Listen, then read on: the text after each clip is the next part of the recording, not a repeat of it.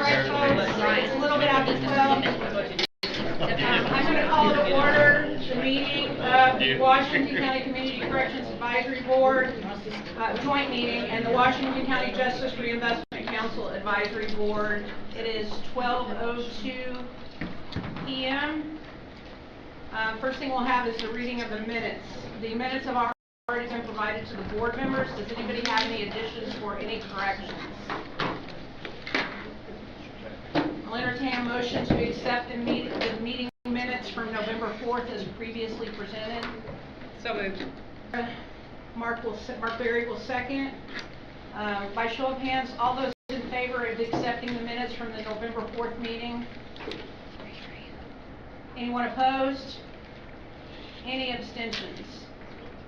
Okay. The agenda was previously provided to the board members and posted online. I have a small correction in the order of the way things are going to go today. Originally, under new business, there was selection of a new chairperson and vice chairperson. I had that at the end. Myra informed me yesterday we actually need to do that first. So I would just like to bid your all's ear for a few minutes. I, in November, tendered my resignation as the chairman of the board and the committee to both judges and to the director of community corrections.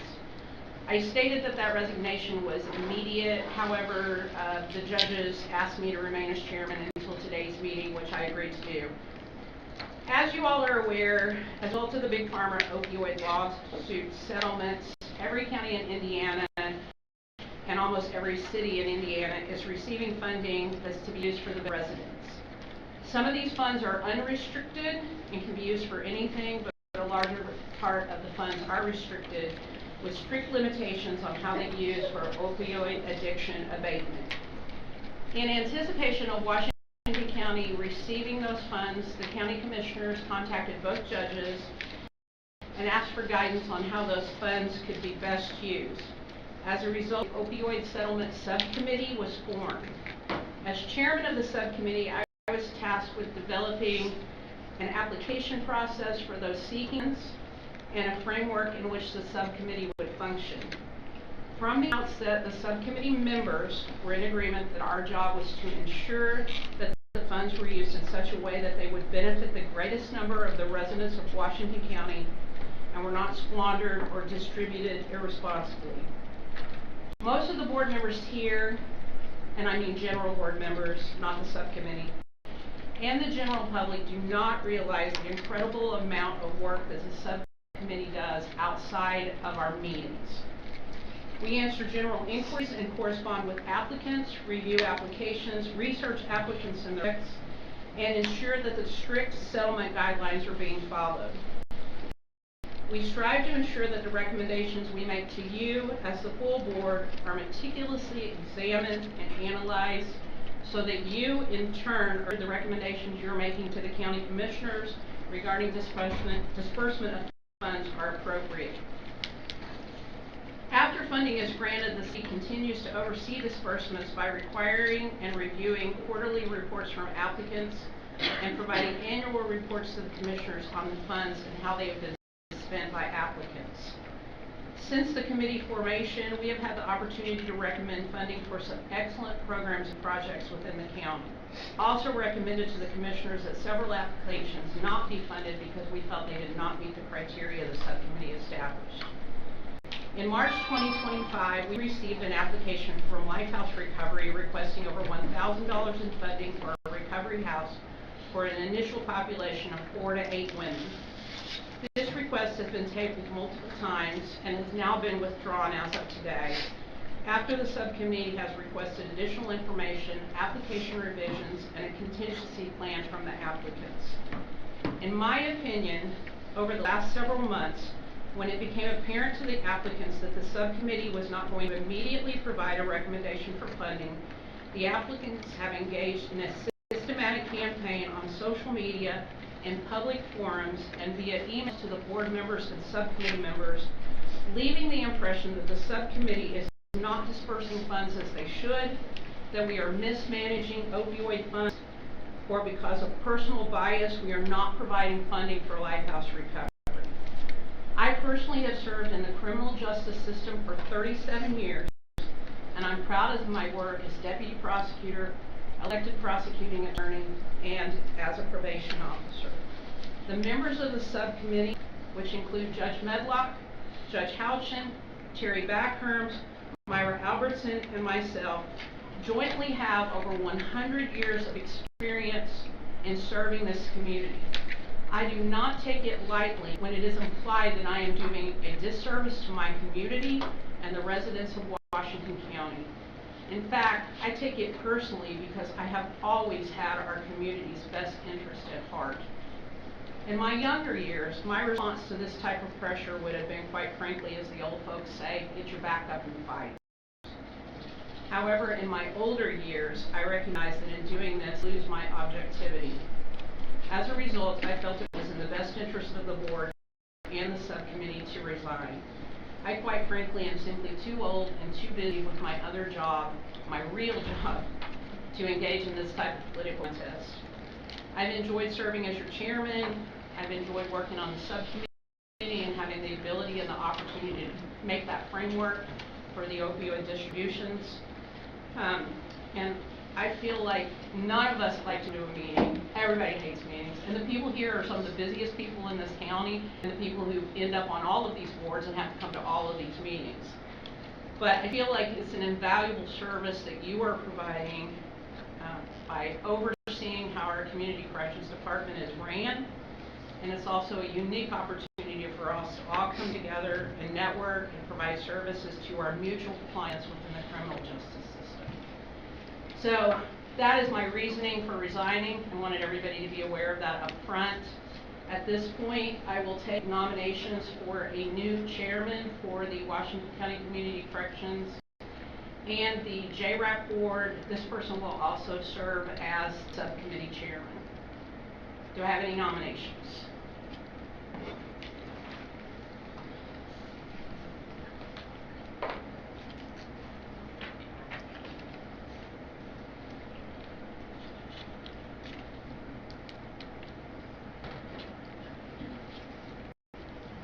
Do I have any insight as to what we do if we have no nominations?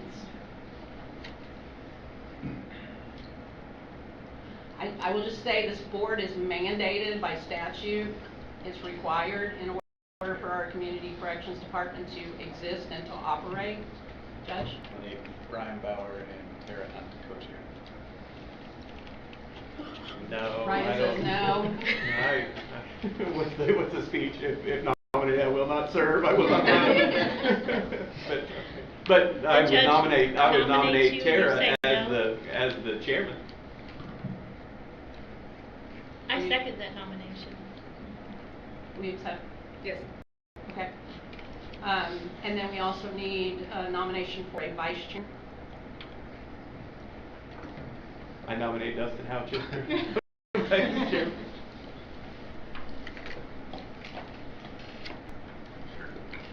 Do I have a second? I'll second that. All right. I am assuming that everyone is all right with us for voting for both the chairman and the vice chairman at the same time. Does anybody have any objection to doing that? Great. All those in favor of Tara Coates Hunt serving as the chairman and Judge Dustin Houchin serving as the vice chairman of the Joint Corrections and JRAC board, show of hands for aye. Any nays? Any abstentions? All right, Tara, unfortunately at this point, I'm no longer the board chairman, so please come up and run the meeting. Sounds great. Mandy's going to help you along. I'm sure you're welcome. Do you have any instructions on how this is? I have everything. Okay. All right. Yeah.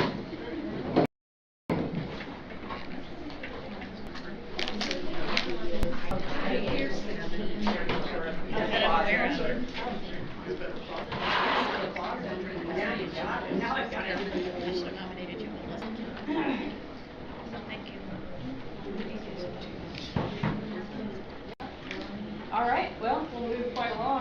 appreciate everyone's vote and nomination to take over as chair. It is a position I do take seriously. It is a very important board committee that we have here in the county. So, all right, the next thing on our agenda then is for the budgets for approval.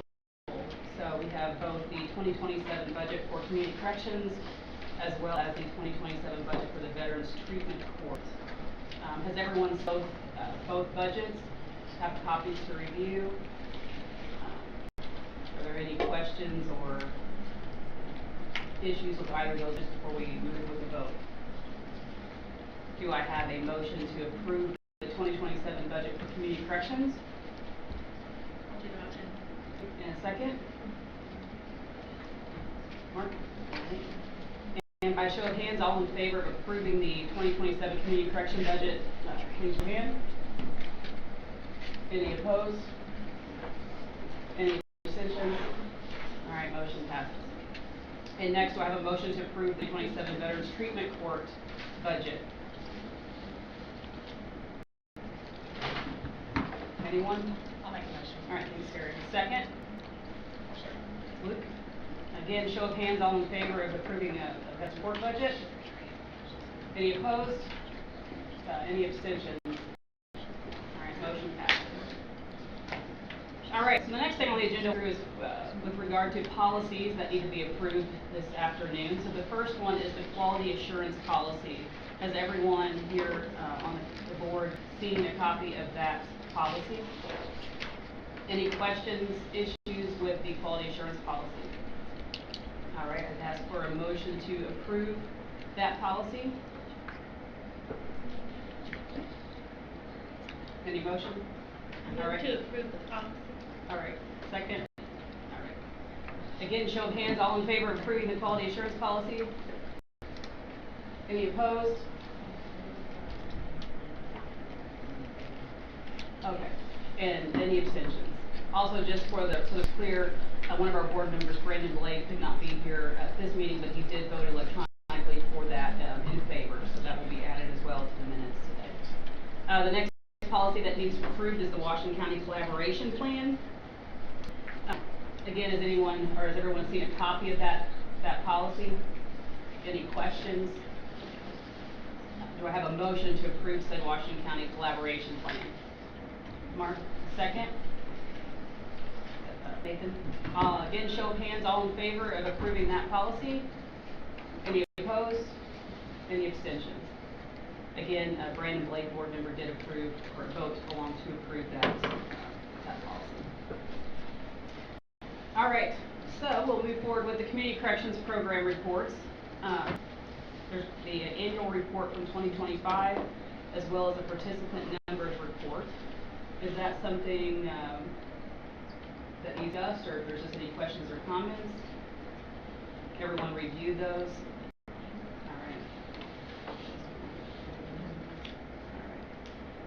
So without any questions on those program reports from Community Corrections, we'll move forward to the financial reports. There's 3 different financial reports that have been presented for your review and question. Number 1 being the Community Corrections monthly financial reports for October, November, December, and the 2025 year end. The second being the notification of transfer of funds, and third, the Veterans Treatment Court 2025 calendar year report. Are there any comments or questions regarding those financial reports for the end of 2025 and the last quarter? All right. The JRAC fourth quarter electronic monitoring report has also been presented to the board members today. Are there any questions or comments concerning the information listed in the fourth quarter electronic monitoring report? All right. And then the JRAC opioid subcommittee reports are the final thing here on our new business. The first being the fourth quarter report for JRAC with regard to our place, and the second, which is the withdrawal of application JRAC from the Lifehouse Recovery. Are there any questions from members with regard to the information contained in those 2 subcommittee reports? All right. Any old business that needs re-discussed from our last meeting here. Well, the next meeting then will be April 14th of this new year, 2026. Same place, same time. At noon, of course, for the main board, and then the subcommittee meets half an hour before that. So with that being said, do I have a motion to adjourn? Second? Luke, all in favor? I assume we won't have any nays on it. So thanks everyone for coming. We'll see you in April. Hopefully it'll be warmer.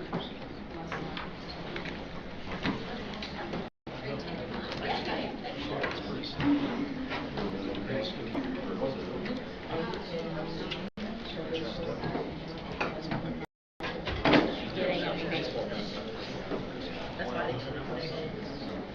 Yeah.